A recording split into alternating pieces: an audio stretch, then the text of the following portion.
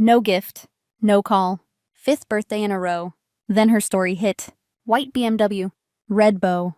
Thank you, Mom and Dad. I stared until the screen blurred. 5 years invisible. 5 years of maybe next time. So I did the only thing left. I cut them off. Blocked every number. Silence tasted like oxygen. 2 days later, my doorbell rang. Mascara streaks. Hands shaking. My mother on my porch, crying. Cassandra, please, we're family. Family? Family remembers birthdays. Family knows their daughter. Family doesn't need Instagram to notice me. My name is Cassandra. I'm 28. This story begins last birthday. But it was written over 5 years. Last night I watched a car get crowned. Today I watch a crown fall. She wants back in. I'm holding the lock. 5 years. That's how long my birthdays disappeared. At first I told myself it was a mistake. People forget. They get busy. It happens. But 5 years in a row? That wasn't forgetfulness. That was choice. I moved out at 18. Paid rent with waitressing tips. Studied accounting at community college. 2 jobs, sometimes 3. Every degree credit, every textbook, mine. Meanwhile, Haley floated on a cushion of comfort. 4 major changes. 6 years to graduate. Parents covered it all. When she stumbled, they framed it as finding her path. When I called after my 23rd birthday, hurt in my throat, Mom said, "Oh honey, we were so busy with Haley's interviews." Like my existence was background noise. 24, same silence. 25, nothing. 26, I stopped waiting. But hope is a cruel habit.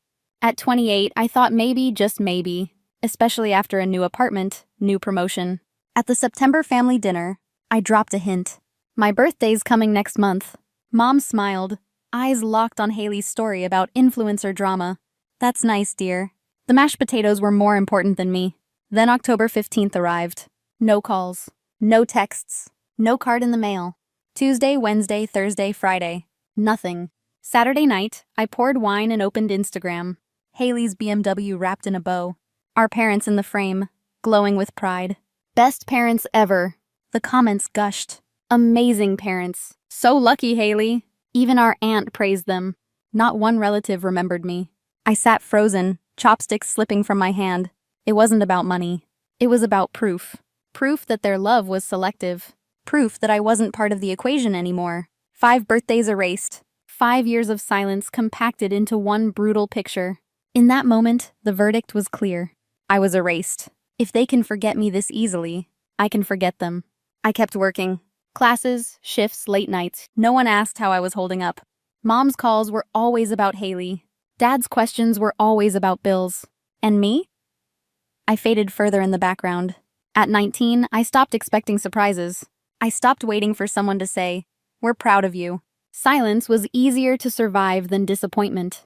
I worked at the library until closing, then walked across campus for tutoring sessions. Every dollar I earned had a purpose. Rent, textbooks, ramen. My friends teased me for never going out, but none of them knew the truth. I wasn't frugal for fun. I was fighting for a future. Meanwhile, Haley was finding herself. Changing majors, joining clubs, switching apartments. Each whim had a price tag. And Mom and Dad paid it without hesitation. Your sister just has so much potential.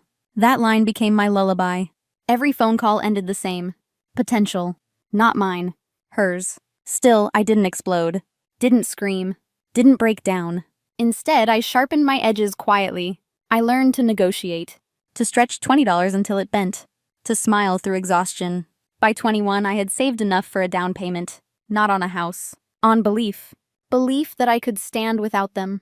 I celebrated alone with a grocery store cupcake. A single candle flickering in my apartment. I whispered, "Happy birthday, Cassandra. You're still here." It wasn't glamorous, but it was survival. And survival was becoming my strength. Each loan statement reminded me why I worked harder. Each empty voicemail proved I couldn't count on them. Each ignored milestone hardened me into something steel-like. One night, walking home in the snow, I caught my reflection. Eyes tired, hands raw. But there was something else. Determination. I realized I wasn't fragile anymore. I wasn't waiting for rescue. The life I wanted wasn't going to be given. It had to be built. Brick by brick. Dollar by dollar. Hour by hour. And that slow building became my quiet rebellion. The rebellion of existing when no one expected much. The rebellion of thriving where they thought I'd crumble. I didn't announce it. Didn't flaunt it. I just kept going. Mornings, I ran before sunrise. Cold air in my lungs, feet steady on concrete. I counted each breath as proof I was still standing. At work, Patricia noticed. She handed me a folder. "Lead this account," she said. I froze, then nodded. Finally, someone saw me. I framed my diploma above my desk. Pinned my own birthday on the fridge calendar. Booked a table for one, cake included. I sang quietly and didn't apologize. The absence at my table stung less. The presence of myself mattered more, because deep down I knew the day would come. And when it did, they'd have to see me. Every silent night was forging me into someone unbreakable. It came out of nowhere. A call from Dad, his voice shaky. "Cassandra, we need your help." Help! The word burned. I hadn't heard it from him in years. He said Mom's medical bills were piling up. The mortgage was behind. They needed money, fast. I gripped the phone tighter. "Have you asked Haley?" I asked. The silence was heavy. Finally, he admitted it. "Haley's not in a position to help right now. Not in a position." That phrase rattled. I pushed. "What do you mean?" Another pause. "She's living with us again, in the basement." My breath caught. The golden child. The one with every advantage. Back in the same house we grew up in. I wanted to laugh. Wanted to scream. Instead, I listened. Dad kept talking. "We're family. We've always supported each other. We just need you this time." Supported. I almost dropped the phone. Supported who? Not me. At 21, I was working 3 jobs. At 23, I celebrated birthdays alone. At 25, I begged for a phone call. They didn't support me. They supported her. I remembered Haley's smirk years ago. "It's not my fault you're not as good at school." Now she was the one floundering. And they wanted me to rescue them. That night, I barely slept. Memories replayed like film reels. The forgotten birthdays. The excuses. The casual dismissal of my needs. And now, they called me because their investment failed. Because their chosen daughter was sinking. Because the daughter they ignored had learned to swim. The next morning, I dialed Haley. She answered, defensive. "What do you want, Cassandra?" "I heard you're back at Mom and Dad's." "So what? Things didn't work out." "I'm figuring it out." "Figuring it out? It's been years, Haley." She snapped back. "You've always looked down on me. Don't start now.